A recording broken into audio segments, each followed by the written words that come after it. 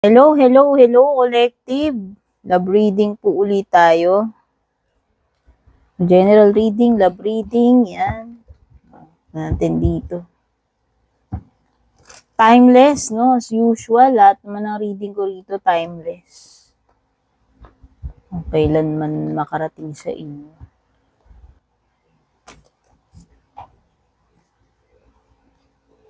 Sensya na kayo kung may marinig kayo ingay, malakas ventilador ko ngayon, mainit eh. Check lang natin ano yung mga energies ngayon. Then natin for the general energies.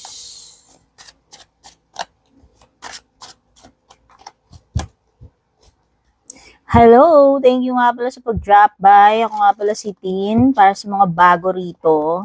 Tin, Purple Tin, Tin Arcana. Yan.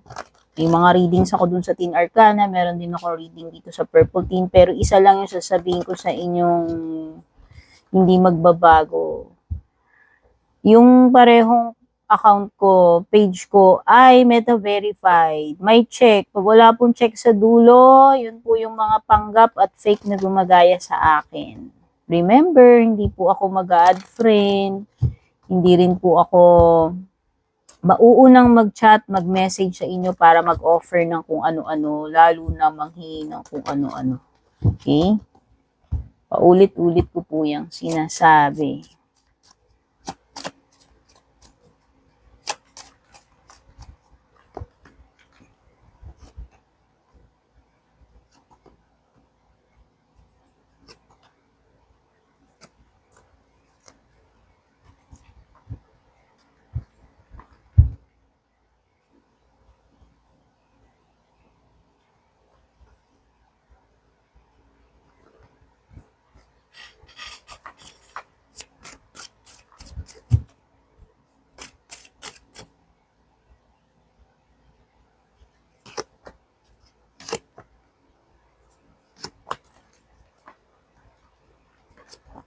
Kung gusto nyo maka-avail ng exclusive perk sa akin, isa lang ang way, mag-avail po kayo ng subscription sa aking FB page.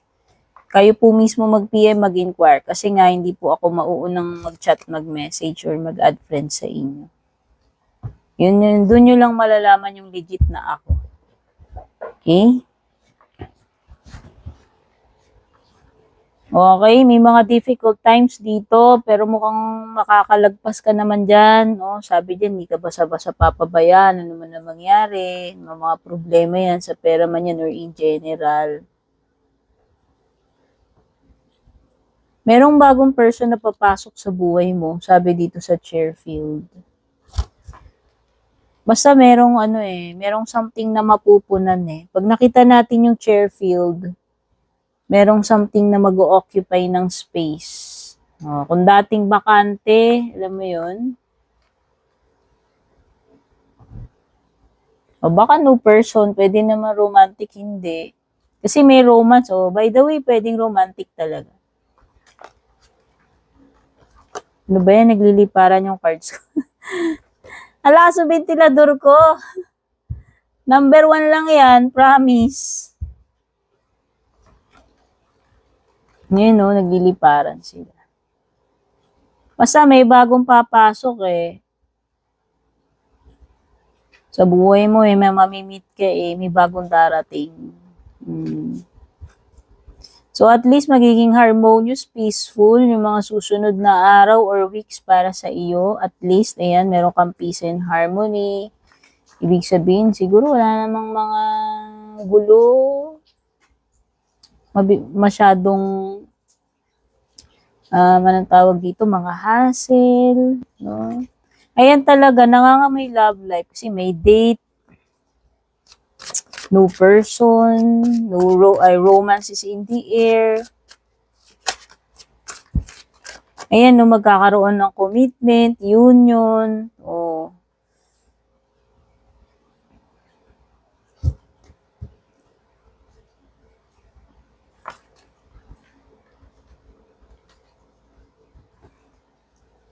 Hindi ko alam kung may karelasyon ka na, taken ka na, pero parang nakakakita kasi ko ng frustration dito.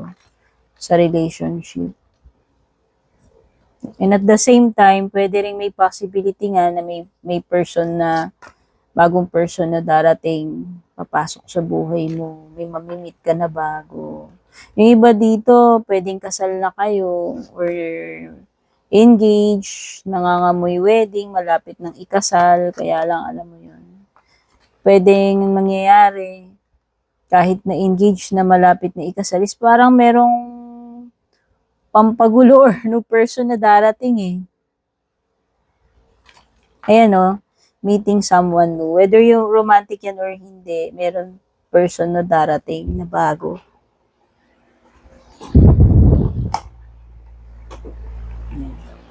Naiirita na ako, nililipad yung mga baraha ko. Wait lang. Sorry istorbo yung ventilador ko eh. Ito yung nagpapagulo ng ano ko eh. Yan, tinaas ko na lang para hindi tamaan directly yung istorbo talaga eh, no? Yan, hindi ko akalain ganun kalakas.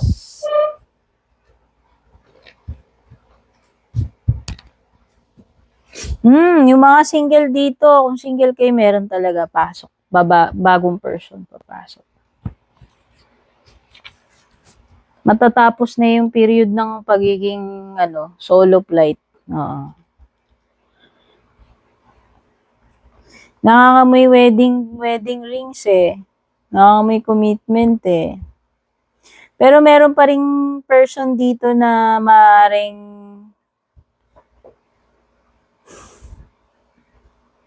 interesado pa rin sa'yo, attracted pa rin sa'yo, past person. Kasi itong person daw na ito is still looking at your photos, namimiss ka pa rin, alam mo yun. Pero ito yung person na meron kayong past memories. Actually, meron nga person na nag-i-spy sa'yo. May stalker, may secret admirer ka, may spy ka dyan. O baka yun yung past person mo na hanggang ngayon nakiki-update pa rin sa buhay mo, mga ganap-ganap tungkol sa'yo. Pero yun na nga, nakakakita rin naman kasi ko dito ng energy ng new person talaga.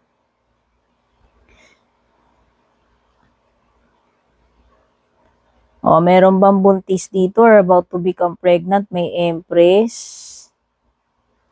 Matatapos na talaga Matatapos na talaga yung period ng pagiging solo flight single. Whether kakonek, karelasyon, o engagement yan, mauuwi sa kasalan. Hindi ko alam kasi may nangangamoy wedding rings naman, tas may pregnancy pa rito. Baka yung iba, this is a relationship na lalalim or mauuwi sa engagement, kasalan, okay? Or pwedeng iba sa inyo already married. Kung married na kayo, andun nga. Sabi ko nga, parang may fertility, may abundance, may pregnancy. So, expect mo na magkakaroon na rin ng results with the Empress. Ano naman yung mga ine-expect mo. No? May mga bagay dito na magbubunga ng maganda with the Empress.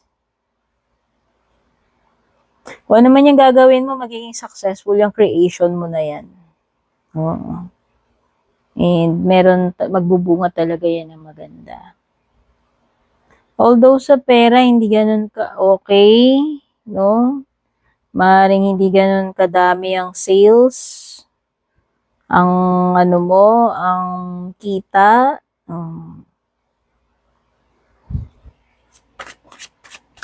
Pero sabi dyan, hindi ka naman basta-basta mapapano with the stuff eh. Sabihin natin, hindi ganun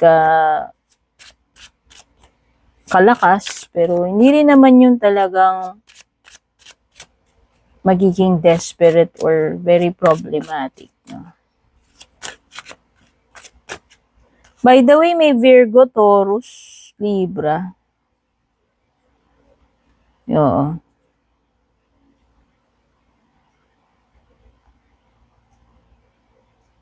So, hindi talaga ganun ka-stable when it comes to money. Nakita ko yung 4 of Wands reversed.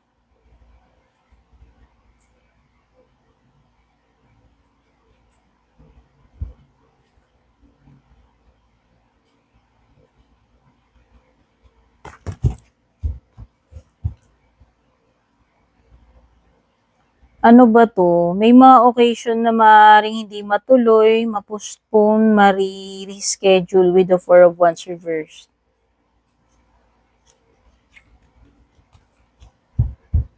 Maaaring may mga ma-put on hold dito. Oh, I hope hindi 'yun yung kasal kung meron mang mga naka-schedule na rito. Walang kasiguraduhan with the Moon card, hindi ko alam kung tungkol saan 'to.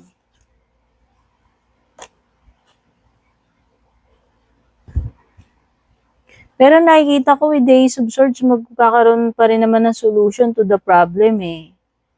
Okay, kaya nga yun, no, you will be taken care of in difficult times. So, kasi sa Ace of Swords, yun yung, triumph over difficulty. Kaya kung anumang difficulty yung mararanasan mo, especially when it comes to money, mariresolve at pare-resolve yan.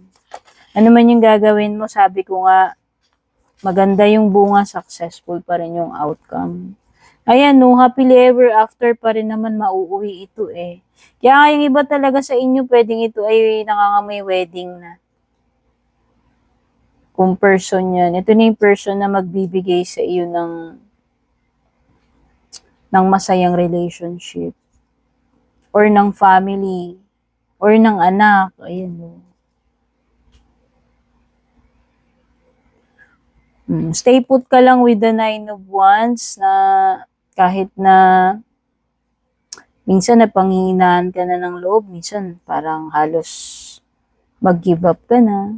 Kasi usually, doon dumarating yung triumph eh. Sa mga times na kung kailan pasuko na tayo. Basta ito nakikita ko magiging happily ever after. Ano man yan. In general or in love life mo. Mukhang worth it naman kasi maganda yung mga results, yung outcome, yung i-harvest mo dito. Ito kasing moon is pwedeng mga fears, insecurities, worries, mga emotions mo or dreams, no? Pwedeng ito rin yung intuition mo. Ito yung mga bagay na sa ngayon hindi pa nabibigyan ng clarity. But eventually, maliliwanagan ka rin dyan sa mga bagay na yan since nandito naman yung Ace of Swords, no? Actually, maganda, happy yung outcome eh. Kaya nga sabi ko, tong relationship na to, siguro kung yan man ay person na magdadala sa iyo sa happily ever after, kasi nga merong person na papasok sa buhay mo eh. And romance na paparating para doon sa mga single. Pero kung ikaw naman ay wedding, happily married na, taken na, sabi ko nga, ano man ang problem ninyo as a couple, as husband and wife, as a family, nakikita ko na malalagpasan nyo yan. No? And after ng mahirap na mga pinagdadaanan ninyo, darating din naman yung sunshine and rainbow, which is yung happily ever after card ko. Ibig sabihin, magiging happy pa rin naman in the end, ano man yung mangyayari, patutunguhan itong situation na ito. Basta ang nakikita ko lang dito kung ikaw ay single, hindi ka forever na magiging single. Kasi nga, nakikita ko matatapos na yung period ng loneliness, pagiging single, kasi nga merong person na darating sa buhay mo na maaaring yun ay magbigay ng happily ever after sa'yo. Okay? Ano man yung mga problema mo na yan, gaano kahirap, sabi ko nga, hindi ka naman pababayaan ng langit dyan, sabi doon. Oh, the sacrifices you are making are worth it eh. So, walang masasayang talaga rito eh. Oh. Oh, nakakakita pa ako ng